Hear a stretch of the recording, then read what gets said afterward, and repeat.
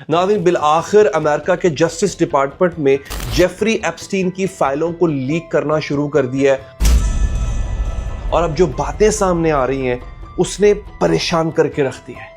ऐसा American president जो बच्चों का गोश्त खाता था, और ये कोई बहुत दूर की बात नहीं है। मैं आपको कि 50 साल 100 साल पहले की बात नहीं बताने जा रहा हूं, ये अभी हाल ही में एक ऐसे अमेरिकन प्रेसिडेंट की दास्तान बयान की गई है जो न सिर्फ बच्चियों के साथ, छोटी बच्चियों के साथ जिनसी ज्यादती किया करता था, उनका खून पिया करता था, उनको खाया करता था।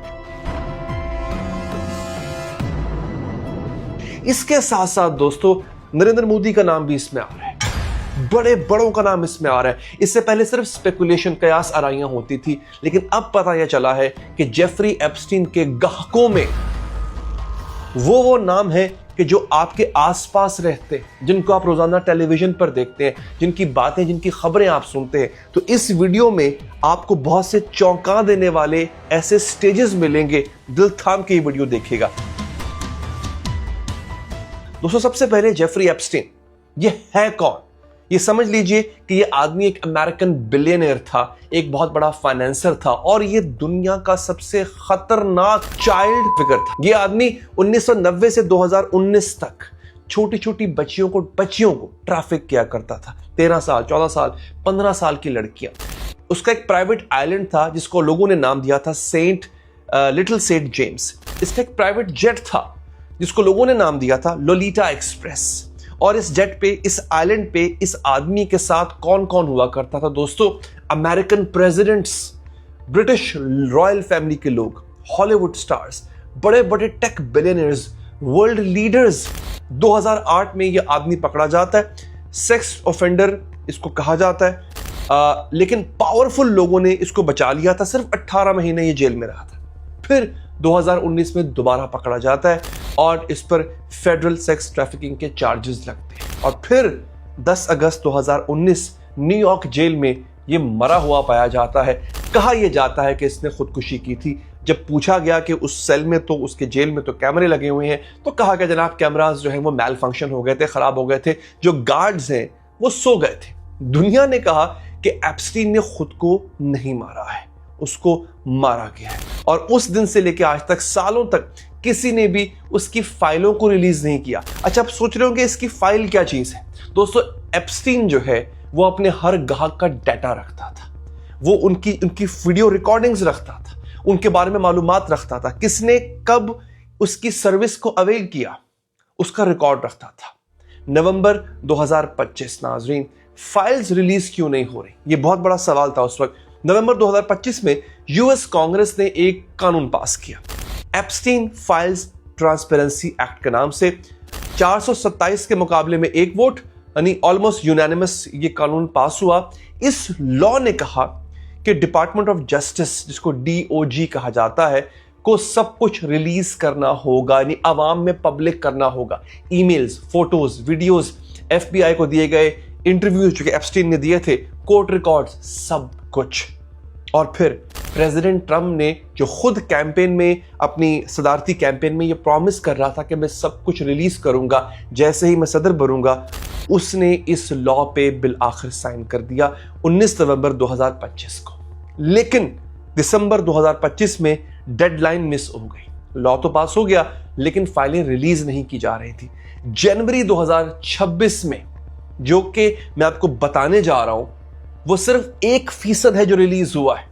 दोस्तों, एक ऐसा बाइपार्टीशन बैकलैश होता है, डेमोक्रेट्स, रिपब्लिकन्स दोनों बिफर जाते हैं। पूरी दुनिया हैरान है कि अगर एप्स्टीन फाइल्स का सिर्फ 1% रिलीज होने से या लीक होने से इतनी तबाही आ चुकी है, सोचिए अगर पूरी की पूरी एप्स्टीन फाइल रिलीज हो जाती है, कैसे कैसे नेको नाम चेहरे नंगे हो जाएंगे। और नाज़रीन, फिर आखिर 30 जनवरी 2026, ये अभी 2-3 दिन पहले की बात है, डिपार्टमेंट ऑफ जस्टिस DOJ ने फाइनली एक बहुत बड़ा सेगमेंट रिलीज किया है। 3.5 मिलियन पेजेस, यानी कि तकरीबन 35 लाख पेजेस, 1,80,000 इमेजेस, फोटोज, 2000 से जायद वीडियोस, और जो अंदर था उसने दुनिया को हिला के रख दिया है। दोस्तों अब मैं आपको वो डॉक्यूमेंट दिखाता हूं जो सबसे ज्यादा वायरल हुआ है। डॉक्यूमेंट का स्क्रीनशॉट आपके सामने आ चुका हुआ है। डॉक्यूमेंट का जो आईडी है वो भी आपके सामने है, EFTA 012508883। ये एक स्वॉन टेस्टिमनी है जिसको आप हल्फनामा कहते हैं। टिफनी डोए के नाम से एक सूडोनेम कहते हैं, एक फर्जी नाम दिया गया है ताकि लड़की की शनाख्त वाज़ेह ना हो। तारीख है जून 18, 2016। इस हल्फनामे या टेस्टिमनी में लिखा गया है, मैं आपको पढ़ के सुनाता हूं। लिखती है कि I personally witnessed defendant Trump telling the plaintiff that she shouldn't ever say anything. वो इंसान कह रहा है कि मैंने खुद सुना, मैंने देखा कि डोनाल्ड ट्रंप एक लड़की से, प्लेंटिफ बेसिकली कहते हैं मुद्दई को, मुद्दई कौन थी? एक लड़की। मुद्दई से कह रहा है कि उसको अपनी जुबान नहीं खोलनी चाहिए। If she didn't want to disappear like the 12-year-old female, आगे रिट्रैक्टेड लिखा हुआ है, यानी अगर वो उस 12 साल की बच्ची की तरह गायब नहीं होना चाहती तो उसको भी अपनी जुबान बंद करना होगी। आगे लिखता है and that he was capable of having her whole family killed, और वो इस काबिल है, ट्रंप ये भी कह रहा है उस लड़की को, और वो इस काबिल भी है कि वो उस लड़की की पूरे खानदान को मरवा सकता है। सुनिए जरा, ये बाकायदा तौर पे कोर्ट में हलफनामा जमा करवाया गया था। ये कोई रैंडम एक्यूजेशन नहीं है, इसको बोलते हैं स्वॉन टेस्टिमनी, जो कि अंडर पेनल्टी ऑफ परजरी होती है। यानी ये बाकायदा तौर पे आप अदालत में खड़े होकर हल्फ देते हो, अगर झूठ बोला आपने तो आपको जेल हो सकती है। इस टेस्टिमनी में और क्या लिखा था सुनिए। टिफनी डो कहती है कि वो एप्स्टीन की एम्प्लॉय थी, यानी उसकी मुलाजमा थी 1990 से 2000 तक। उसका काम था अंडर एज, कम उम्र लड़कियों को एप्स्टीन की पार्टीज में रिक्रूट करना, भर्ती करना। और वो कहती है कि I personally witness the physical and sexual, मैंने खुद देखा था उन बच्चियों के साथ जो जिस्मानी और जो दरिंदगी हो रही थी, और वो छोटी बच्चियां थी। किसके जरिए, कौन कर रहा था? At the hands of mister Trump and mister Epstein. ये काम ट्रंप कर रहा था और एप्स्टीन, मैं अपने से नहीं बोल रहा हूं, डॉक्यूमेंट आपके सामने आपको नजर आ रहा है, आप खुद भी पढ़ सकते हैं। आगे लिखती है आई पर्सनली विटनेस, मैंने खुद विटनेस किया है ऐसे चार मवाके, 4 सेक्सुअल एनकाउंटर, कि जहां पे प्लेंटिफ यानी वो मुद्दा अलैह जो औरत है उसको फोर्स किया गया था कि वो ट्रंप के साथ हम बिस्तरी करें। Including the 4th of these encounters were mister Trump खुद। अब आगे जो लफ्ज है मैं अंग्रेजी में इसलिए नहीं पढ़ रहा हूं क्योंकि फिर यूट्यूब बैन कर देता है ऐसे अल्फाज को। आपको पता है ये लोग कितने पावरफुल हैं दोस्तों। होता क्या है, अगले हिस्से में वो अंग्रेजी में लिखा गया है, लेकिन मैं आपको उसका तर्जमा उर्दू और हिंदी में करके बता रहा हूं कि जो चौथी लड़की थी उसके साथ बाकायदा तौर पे ट्रंप ने जिनसी ज्यादती की थी। हालांकि वो बार बार, despite her please to stop, वो बार बार मिन्नतें कर रही थी ट्रंप को कि प्लीज ऐसा मत करो। जो मुद्दा अलैहा है प्लेंटिफ, उसका नाम है जेन डो, उस वक्त 13 साल की थी दोस्तों। और एक और लड़की है मारिया जिसको गायब कर दिया गया था, वो 12 साल की थी। दोस्तों मैं ये सब बयान कर रहा हूं क्योंकि ये ऑफिशियल यूएस डॉक्यूमेंट्स हैं, ये कोर्ट रिकॉर्ड्स हैं और ये अब पब्लिक डॉक्यूमेंट का हिस्सा है।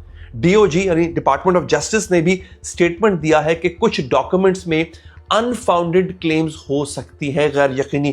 ट्रंप ने इन इल्जामात को डिनाई किया है। केस 2016 में विड्रॉ हो गया था, वापस ले लिया गया था और कहा यह गया है कि प्लेंटिफ मुद्दा अलैहा को, उस लड़की को, केस करने वाली लड़की को धमकियां मिली थी, लेकिन डॉक्यूमेंट्स जो है जो अब सामने आ रहे हैं वो तो कुछ और कहानी बता रहे हैं। अब नाज़रीन एक और बड़ा शॉकिंग, दहला देने वाला डॉक्यूमेंट सामने आ जाता है। ये एक इंटरनल ईमेल थ्रेड है एफबीआई और एनवाईपीडी के बीच। एफबीआई वहां का जो फेडरल ब्यूरो ऑफ इन्वेस्टिगेशन है और एनवाईपीडी है न्यूयॉर्क पुलिस डिपार्टमेंट, उसके बीच जो खतो किताबत हुई है उसका ये आपके सामने डॉक्यूमेंट आ चुका है। तारीख है 28 अगस्त 2019, 18 दिन बाद एप्स्टीन की जो मौत है उसके 18 दिन के बाद की खतो किताबत है। ईमेल फॉरवर्ड किया गया है एक एनवाईपीडी डिटेक्टिव ने। वो डिटेक्टिव कहां से है?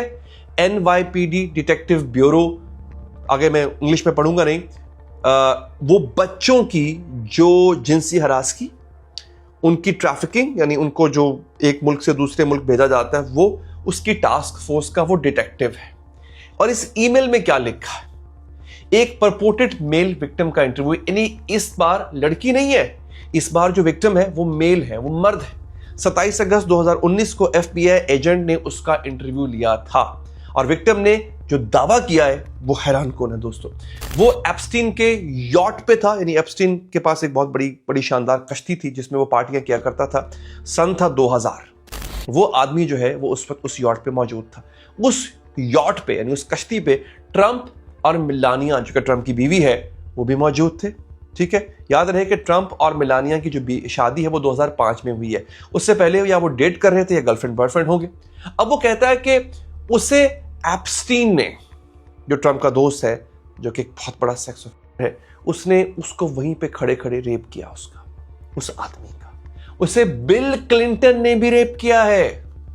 आप सोचिए किस कदर दिल दहला देने वाली इंकशाफात हो रहे हैं। आगे सुनिए, आगे कहता है, वो कहता है उसको जॉर्ज बुश सीनियर ने भी रेप किया है, अमेरिका का सदर जॉर्ज बुश सीनियर। 2018 में ये वफात पा चुका था, ये फॉर्मर यूएस प्रेसिडेंट। लेकिन ये सब नहीं है दोस्तों, इस ईमेल में एक और दास्तान लिखी है। आगे सुनिए, ये मेरे लिए बड़ी हैरानकुन तो नहीं, मेरे लिए मुझे रोंगटे खड़े हो रहे हैं, मुझसे ना ये शायद मैं बता ना पाऊं आपको। आगे सुनिए, वो लिखता है कि while on this yacht he witnessed African American males, यानी जो स्याहफाम मर्द हैं, अफ्रीकन अमेरिकन स्याहफाम मर्द, वो क्या कर रहे थे?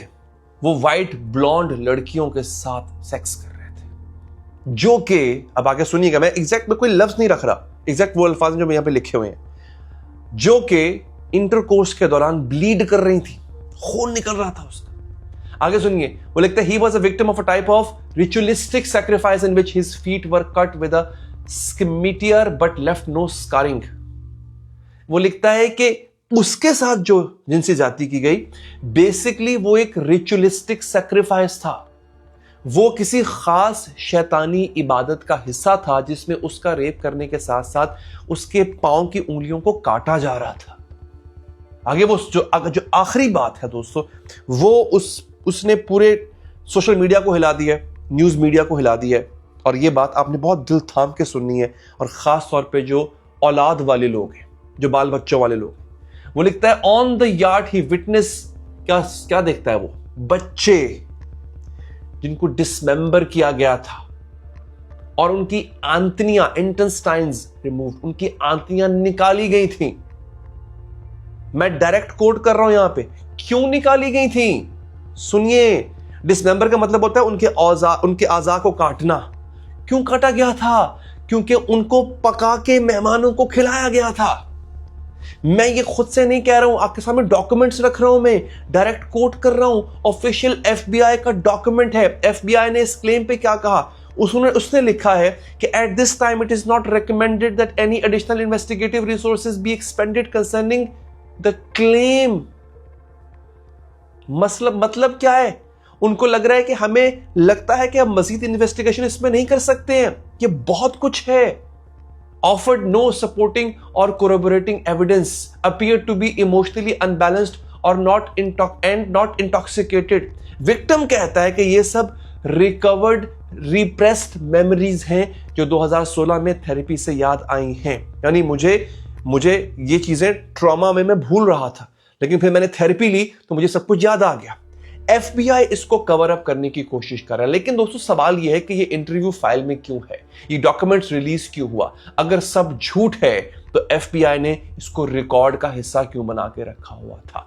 अब दोस्तों आते हैं वो नाम जो फोटोज में, ये बहुत इंपॉर्टेंट है और आपके लिए शायद ये बहुत हैरानकुन होगा कि जिनको आप रोज देखते हैं वो माशाल्लाह से फैज़याब होते रहते एप्स्टीन से। सबसे पहले बिल क्लिंटन एप्स्टीन के साथ जहाज में, जगूजी में, जो क्या नाम था खातून का जो कि इसकी गर्लफ्रेंड थी एप्स्टीन की, मैक्सवेल, उसके साथ स्विमिंग कर रहा है। फिर डोनाल्ड ट्रंप, वो एप्स्टीन के घर में उसके साथ फोटोज हैं। फ्लाइट लॉग्स में उसका नाम है। 1990 में 7 फ्लाइटें ली थी एप्स्टीन के जेट पे डोनाल्ड ट्रंप ने। फिर प्रिंस एंड्रयू, ये जो प्रिंस चार्ल्स है, किंग चार्ल्स जो है, उनके भाई, उसके वहां पे सैकड़ों रेफरेंसेस मिलते हैं। इलॉन मस्क, ईमेल्स में आइलैंड विजिट का डिस्कशन है। What day night will be the wildest party on your island?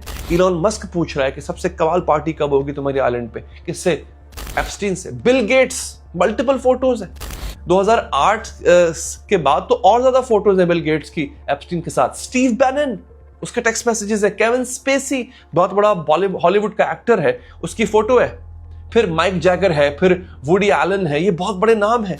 Slovakia के नेशनल सिक्योरिटी एडवाइजर रिजाइन कर चुके हैं क्योंकि उनका नाम आ गया था इसमें। नॉर्वेजियन क्राउन प्रिंस के साथ हंड्रेड्स ऑफ रेफरेंसेस मिलते हैं इन फाइल्स में।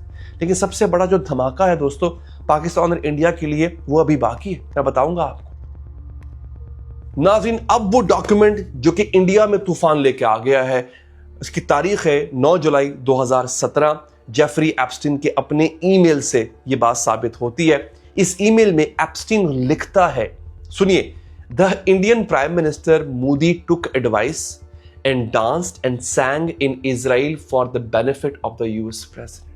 They had met a few weeks ago. यानी इसका मतलब यह है कि मोदी जो हैं वो एप्स्टीन से मिले जाके, उन्होंने उससे कुछ एडवाइस मांगी और उसकी एडवाइस पे, एप्स्टीन की एडवाइस मतलब नसीहत पे, मशवरे पे अमल करते हुए मोदी जो हैं वो इजराइल गए। वहां पे डांस एंड सैंग यानी उन्होंने गाना गाया और नाचे। नाचने से मतलब नाचना क्यों जरूरी था, ये गाना गाना क्यों जरूरी था, और उसका फायदा किसको हुआ? अमेरिकी सदर को हुआ। अब यहां पे ये वाजे नहीं है कि एडवाइस क्या दी थी। एडवाइस यही दी थी कि नाचो और गाओ, और मोदी के नाचने और गाने से अमेरिकन प्रेसिडेंट को क्या फायदा होगा। आखिर में लिखा था इट वर्कड, ये काम कर गया। तो अब ये बात मजीद लीक हो जाएगी कि आखिर मोदी साहब के नाचने गाने से अमेरिकन प्रेसिडेंट को क्या फायदा हुआ, और आखिर ऐसा क्या फायदा था जो कि मोदी साहब नाच और गा के वहां से लेना चाहते थे। अब जरा टाइमलाइन देखिए यहां पे, जून 2025 और 26 2017 मोदी ने ट्रंप से वॉशिंगटन में मुलाकात की। जुलाई 4 और 6 के दरमियान 2017 2 जुलाई 4 और 6 के दरमियान मोदी इजराइल गए। पहली बार किसी इंडियन प्राइम मिनिस्टर ने इजराइल का दौरा किया। फिर 9 जुलाई 2017 एप्स्टीन ने ये ईमेल लिखा। इंडियन ऑपोजिशन कांग्रेस पार्टी ने बेसिकली धमकी ही दी है इस हवाले से। Extremely shameful, Narendra Modi's name has surfaced in the Epstein files. What kind of advice was Narendra Modi taking from Jeffrey Epstein? Why was Modi dancing and singing? वो पूछ रहे हैं कि भाई मोदी किस बात पे नाच गा रहे थे और ट्रंप को इससे क्या फायदा हुआ। अब यानी ऑपोजिशन जो है वो बाकायदा तौर पे इस पे वावेला मचाने जा रही है। अब ये इंडिया के लिए, इंडिया में खासतौर पे मैं कहूंगा कि जो मोदी सरकार है उनके लिए बहुत बड़ा मसला होने जा रहा है। एक और भी नाम सामने आ रहा है, बहुत बड़ा नाम है दोस्तों, अनिल अंबानी। ये जो मुकेश अंबानी के भाई हैं, रिलायंस ग्रुप का बिलियनर आदमी है, ये भी एप्स्टीन के साथ 2017 से 2019 तक कांटेक्ट में थे। यानी आप देखें कि इंडिया के भी बहुत बड़े बड़े नाम जो है वो सामने यहां पर आ रहे हैं। दोस्तों ये डॉक्यूमेंट्स अब पब्लिक है, इंडिया में, पाकिस्तान में, दुनिया भर में लोग इस डॉक्यूमेंट को पढ़ रहे हैं अपनी आंखों से। अब एक इंपॉर्टेंट बात मैं करने जा रहा हूं। डिपार्टमेंट ऑफ जस्टिस ने कहा है कि हम फुली कंप्लायंट हैं, यानी कि हम इस पे अमल करने को तैयार हैं। पूरी की पूरी फाइल्स जो है वो उनको आइडेंटिफाई कर दिया गया है। टोटल इसके पेजेस हैं 6 मिलियन, जो रिलीज हुए हैं वो हुए 3.5 मिलियन। आधी फाइल्स कहाँ हैं? यहां पे जो डेमोक्रेटिक कांग्रेस वुमन है जूली जॉनसन, उन्होंने कहा है कि drip feeding the Epstein files is in transparency is a cover up, यानी बेसिकली जो बाकी फाइल्स को छुपा के रखा गया है वो एक कवर अप है। कैलिफोर्निया के कांग्रेस रॉबर्ट गार्सिया ने कहा है कि Donald Trump and his DOJ have made it clear that they intend to withhold रफली 50% of the Epstein files and they are in violation of the law. दोस्तों अब यहां पे जो 56% अमेरिकन हैं वो ट्रंप के इस तरीक़ेकार को डिसअप्रूव कर रहे हैं। वो कह रहे हैं कि ट्रंप को बाकी की बाकी फाइल जो है वो सामने रखनी चाहिए। अब फाइलों के रिलीज होने के बाद जो हाउस ओवरसाइट कमेटी है उसने बिल क्लिंटन और हिलरी क्लिंटन को बुला लिया है। किसके लिए? तफ्तीश के लिए, पूछताछ के लिए, टेस्टिमनी देने के लिए। क्लिंटन ने क्या जवाब दिया है? वो कहते हैं वी रिफ्यूज टू कंप्लाई, आप हमें लीगली बुला ही नहीं सकते। वो अकड़ गए हैं दोस्तों।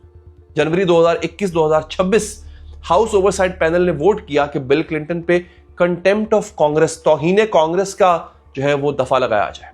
हिलरी क्लिंटन पर भी यही दफा लगाई जाए।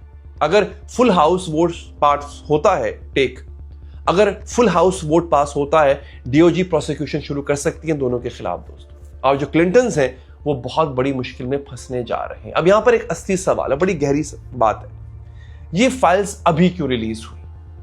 ये बहुत इंपॉर्टेंट है। देखिए, ट्रंप ने 2024 इलेक्शन में वादा किया था कि मैं सब रिलीज करूंगा, फिर व्हाइट हाउस में आके उसने इसको ब्लॉक करने की कोशिश की।